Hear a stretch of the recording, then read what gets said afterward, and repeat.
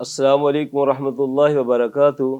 نحمدہ ونصلی علی رسولہ الکریم اما بعد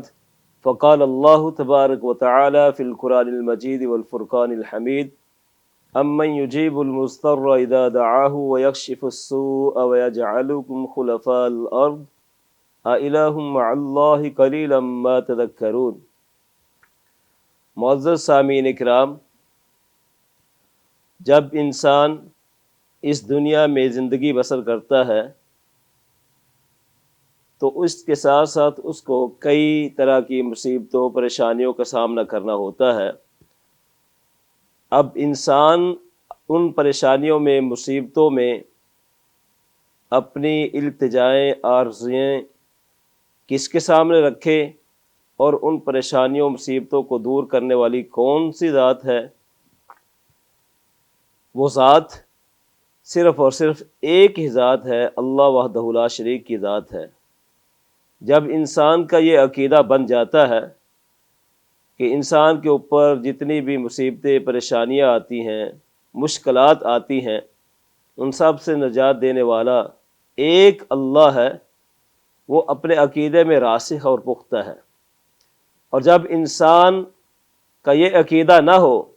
اور اس کی التجائیں آرزویں کسی اور کی طرف چل نکلے تو پھر سمجھ لیجئے کہ وہ عقیدتاً کمزور انسان ہے۔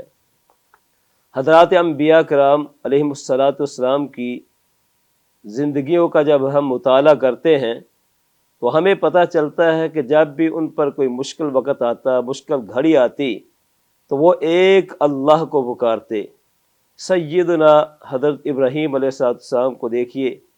کہ ان کی ساری زندگی آزمائشوں کی زندگی ہے، ابتلاؤں کی زندگی ہے، تو وہ ان تمام صورتوں میں ایک اللہ کو پکارتے ہیں۔ اور جب ان کے لیے آگ کا بہت بڑا الاؤ جلایا جاتا ہے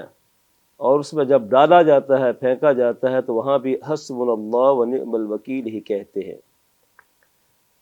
سیدنا حضرت یونس علیہ السلام کی زندگی کا مطالعہ کریں، جب وہ سمندر میں مچھلی کے پیٹ کا اندھیرا، پانی کا اندھیرا، رات کا اندھیرا، اس میں کس ذات کو پکارتے ہیں؟ وہاں بھی حضرت یونس علیہ السلام ایک اللہ کو پکارتے ہیں، اس مصیبت اور پریشانی میں ایک اللہ کو پکارتے ہیں، لا الہ الا انت سبحانک انی کنت من الظالمین۔ اور جب ہم حضرت ایوب علیہ السلام کی بیماری کی طرف دیکھتے ہیں تو وہ اپنی اس مشکل میں صرف اور صرف ایک اللہ کو پکارتے ہیں، ربی انی مسنی الضر وانت ارحم الراحمین۔ اور اسی طرح ہم جب حضرت یعقوب علیہ السلام کے غم کو دیکھتے ہیں، ان کی پریشانی کو دیکھتے ہیں، اور اس یوسف کے گم ہونے کے غم میں ان کی آنکھیں چلی جاتی ہیں، اس کے باوجود وہ اس غم میں اپنے ایک رب کو پکارتے ہیں، انما اشکو بثی وحزنی الی اللہ۔ تو ان تمام آیات بینات سے یہ واضح ہوتا ہے کہ مشکلوں مصیبتوں سے نکالنے والی ذات صرف ایک ہی ذات ہے، وہ اللہ وحدہ لا شریک کی ذات ہے۔ اور جب نبی کائنات صلی اللہ علیہ وسلم مکہ سے مدینہ ہجرت کے لیے نکلتے ہیں اور ان کے ساتھ پیارے ساتھی سیدنا حضرت ابوبکر صدیق رضی اللہ تعالی عنہ ہوتے ہیں، اور وہ جب غار میں پناہ گزین ہوتے ہیں اور حضرت ابوبکر صدیق رضی اللہ تعالی عنہ اس پریشانی کے عالم میں آپ صلی اللہ علیہ وسلم سے کہتے ہیں کہ اللہ کے رسول، ان میں سے کسی نے بھی اپنے پاؤں کی طرف دیکھا، اپنے قدموں کی طرف دیکھا تو وہ ہمیں پا لیں گے۔ تو قرآن نے اس کا نقشہ اس طریقے سے کھینچا ہے، اذ یقول لصاحبہ لا تحزن ان اللہ معنا۔ نبی کائنات صلی اللہ علیہ وسلم نے اس پریشانی کے عالم میں سیدنا حضرت ابوبکر صدیق رضی اللہ تعالی عنہ سے کہا کہ پریشان نہ ہو، بے شک اللہ ہمارے ساتھ ہے۔ اور یہ عقیدہ تو مشرکین عرب کا بھی عقیدہ تھا کہ جب انسان کسی مشکل میں پھنس جاتا ہے، اس مشکل وقت سے نکالنے والی صرف ایک ذات ہے۔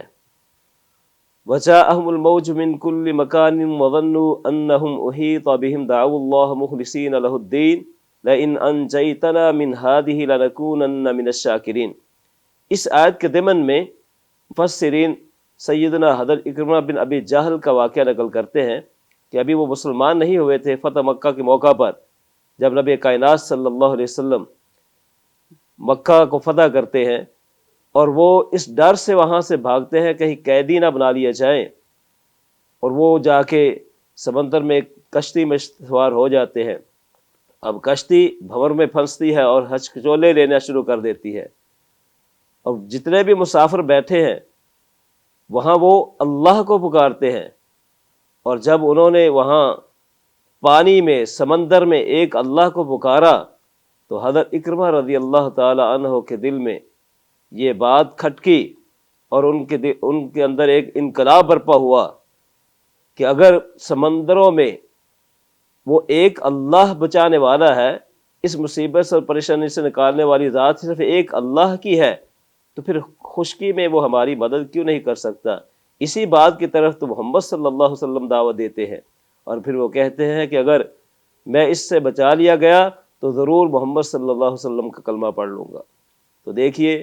جب مشکل وقت آتا ہے، مصیبت آتی ہے، تو انبیاء علیہ السلام بھی ایک اللہ کو پکارتے ہیں، اور مشرکین عرب بھی ایک اللہ ہی کو پکارتے تھے۔ آج ہمیں بھی چاہیے کہ ہمارے اوپر جب بھی کوئی مصیبت پریشانی آئے تو ہم ایک اللہ کو پکاریں، کیونکہ اس کے علاوہ کوئی اور ایسی ہستی نہیں ہے جو اس پریشانی کو دور کر سکے۔ امن یجیب المضطر اذا دعاہ ویکشف السوء ویجعلکم خلفاء الارض